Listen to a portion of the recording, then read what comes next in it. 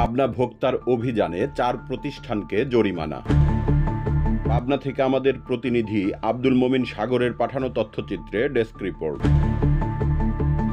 আজ বৃহস্পতিবার 15 মে দুপুর 12টায় পাবনা ভোক্তা অধিকার সংরক্ষণ অধিদপ্তরের সহকারী পরিচালক মাহমুদ হাসান রনির নেতৃত্বে একটি চৌকস আভিযানিক দল টেবুনিয়া বাজার ও পাবনা কেন্দ্রীয় বাস টার্মিনাল বাইপাসে অভিযান পরিচালনা করে।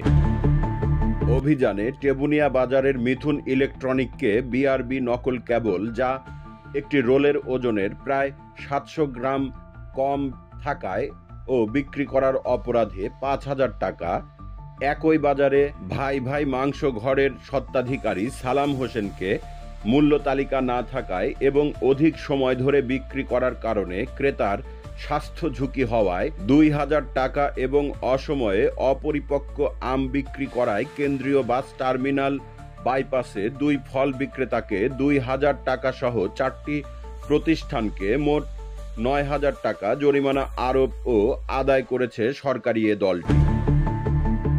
এডি রনি জানান, ভোক্তাদের স্বার্থে এ অভিযান অব্যাহত থাকবে। CNF TV.